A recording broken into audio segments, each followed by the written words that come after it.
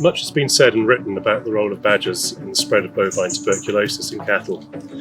We're here today at the Save Me Trust to meet Brian May to find out more about the work that he's been involved in at the GATCOM project in Devon.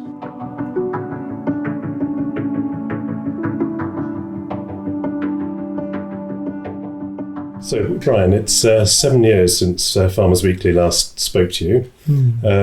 What do you think that we've learned during that 7-year period?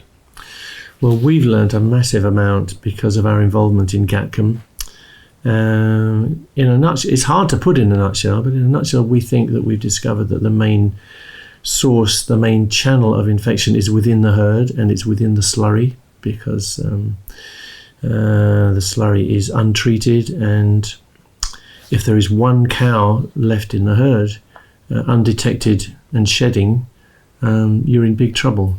And it seems certain that this is almost always the case because the skin test is so incredibly ineffective, as low as 45% sensitive. So we know there are undetected cows in the herd, and we believe that this is the reservoir of infection, as opposed to what has been currently thought that the reservoir is in wildlife. What particular measures have you taken there? It's a number of measures. It's really about identifying the routes of infection within the herd and cleaning up hygiene, not importing any new animals without stringent tests, meaning not the skin test, meaning establishing that they don't bring any infections in with them. And various strategies like including taking care of the areas where cows are born. Those birthing stalls are now equipped with rubber floors and regularly disinfected so that there's no risk of infection at birth.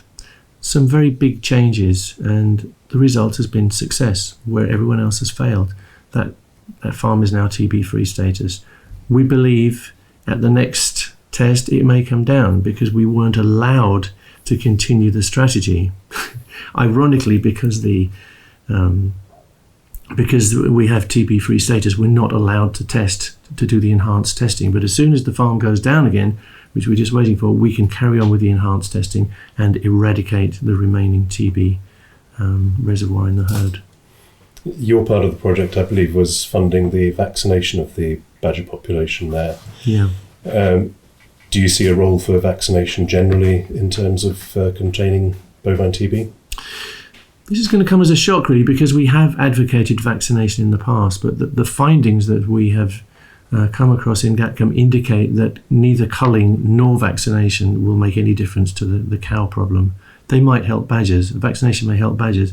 Even that's rather in question because we believe that TB is not, in fact, self-sustaining in badger populations. Again, this is a heresy, but it's the conclusion that we've been forced to arrive at. So no, we don't actually believe that vaccination is going to help farmers any more than culling is.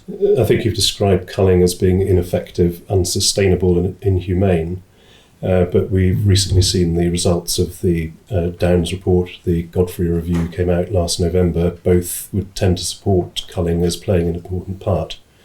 How do you see it? I see neither of those things, because if you read the Godfrey report carefully, he actually does say it's a mistake to overestimate the importance of the wildlife reservoir. And the recent Downs report is based on out-of-date data. It's based rather perniciously only on the 2 years data up to 2017 and completely ignores the fact that the gains that they thought they saw in Gloucestershire are completely wiped out by the end of 2018. Now that's a very serious case of misleading the public. I don't believe a word of it.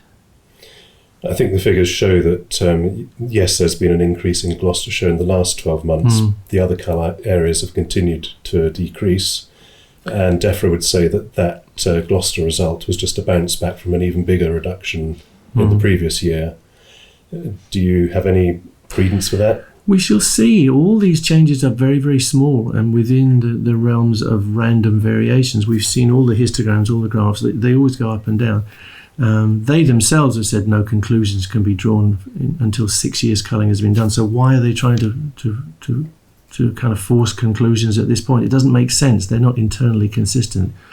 And in fact, the retiring chief scientific advisor has said he doesn't think there will ever be proof that badger cull is working. We have a situation in Gatcombe where we've succeeded where other strategies have failed. It was a chronically infected herd. It is now, after a 3-year period, TB-free. That speaks for itself, and we didn't kill a single badger. We didn't actually even vaccinate the badgers in the beginning. It was all about finding that reservoir in the herd and dealing with it, cutting off the roots of infection within the herd. We believe we have something enormous, and it can save farming in cattle farming in Britain.